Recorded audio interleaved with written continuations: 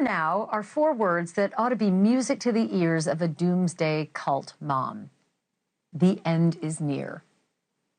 Sadly, I don't mean the end of the world for her sake, but I do mean the end of her trial, Lori Vallow's murder trial in Arizona. She is accused of plotting with her late brother to kill her 4th husband. And today the prosecution rested. And Lori Vallow, representing Lori Vallow, she tried to rest too, but she messed it up. She told the judge that she doesn't plan to call any witnesses, but wants the weekend to decide if she'll testify herself on Monday. But that is when closing arguments were scheduled. And oh, what a spectacle it would be if Lori gets to stand up on the dais and swear in and sit down and ask herself questions, right? Oh, this judge, he's got the patience of a saint. Anyway, Monday, we'll find out. So she didn't rest. She wanted to rest, didn't rest, hasn't rested. That's going to happen Monday. But please, God, please, please take the stand and ask yourself questions. Whether she does that or whether she doesn't do it, and whatever the jury decides in this case, Lori is still going to die in prison in Idaho for the murders of her 2 children and her current 5th husband's late wife, right? Get the wife out of the way and marry him. That's what she did. And that brings me to my next guest, a guy that I pestered more often than I should have 5 years ago when Idaho was building its case against Lori. Back then, he was Lieutenant Ron Ball, the lead investigator on the case, and the toughest nut to crack. He wouldn't tell me a dang thing. But today, he is Sheriff of Madison County, Ron Ball, in Idaho, and he's allowed to spill some secrets that he couldn't spill before. Okay, Sheriff, it is good to talk to you officially now, and I can't believe you made me wait 5 years, but thank you for being on the show right now. Oh, well, thank you for having me. It's a pleasure being here. Okay, so let's talk about first what it's like, because you were down in Arizona. You're watching Lori Vallow getting up and wandering around the courtroom and speaking her mind, when in Idaho, she sat mute, never testified, never said a word except for the one-word answer she had to give the judge. What's your impression of the Lori Vallow you're seeing in Arizona? Well, I think that it's really no surprise to anybody. I don't think she's doing that well. But Lori tends to just have to have things her way, I think. And she wants people to hear her story. And so in Idaho, she never got really to tell her story, because I think during that trial, her attorneys had her best interest. And she didn't really get to say anything until sentencing. And you probably recall that sentencing was quite interesting. And now she's in Arizona. She's chosen to be her own attorney, so she gets to give the details that she wants. You know, she gets to tell the story how she wants to tell it. I'm extremely interested to see how she closes this thing out, whether or not she does testify or, her closing statement.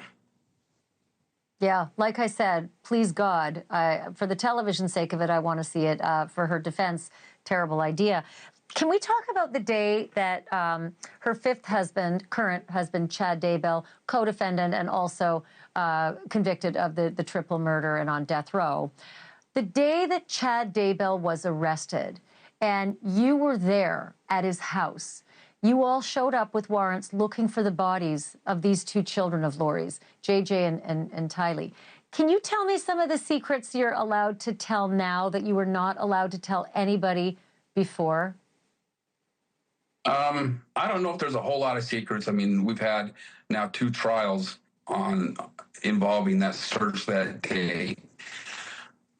There is one thing that hasn't got to be mentioned is when we were on that property searching, and right after we found JJ in his grave, Chad left. He'd been across the street at his daughter's house. He got in his vehicle, was driving down the road, and so patrol officers or surveillance officers we had at that time watching him pulled him over, and myself and Detective Ray Hermosillo, also lead on this case. We went there to where he was stopped, and I had the opportunity to go up and talk to Chad, and I said, Chad, you're being detained right now. We found JJ, and I think we're going to find Tylee. And he was shaking his head in the affirmative. And I said, I know you came from your daughter's house. Is there anything that you want me to go back and tell him? And this comment from him struck me odd because he said, I've already told them that I'd probably be going to jail today. And it was kind of an eye-opener for me at that time, because it's really the first time he's said anything about that. It was almost a confession. It's probably the closest we had to any type of confession from Chad. So at that point in time, we knew that he knew that it was just a matter of time, and that he was on the clock and his freedom was on the clock, because he knew what was going on. He knew what we were going to find on the property that day. Yeah, I'll bet.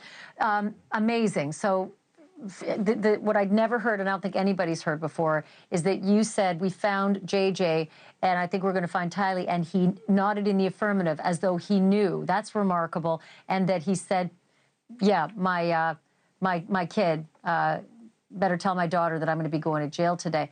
Why didn't that make it into court? Why didn't that end up in the trial? I'm sorry, Ashleigh. Maybe I better correct myself. I asked if he wanted me to go back and tell his daughter what was going on. And he says, I already told them, because there's multiple kids over there, I told them I would be probably going to jail today. So at that point, he knew why we were there, and he knew it was just a matter of time. Real quickly, why didn't that make it into court? Why wasn't that allowed into court, that statement, which is so close to a confession? Because at that time, we also knew that Chad had an attorney. So anything that he would have said was that attorney-client privilege. Sure. And so yeah, I Fifth thought, Amendment. If you invoke your right? You invoke your right to an attorney, and everything after that isn't allowed in. So that's clever on his part, but God bless you for finally telling me that. Yeah, it was just one of them moments of many moments through this whole case. I mean, this is a case that's gone on for years, and I was counting how many detectives or investigators we had on this case. It just carried on for so long, and it was quite an astonishing investigation. I think with so many agencies and so many people involved, you have to give credit to the agencies involved, how well we got along, because we all had one goal, and that goal was to bring justice, not just to the kids, but to everybody. And we, even the small part we may have even played in what's going on in Arizona right now.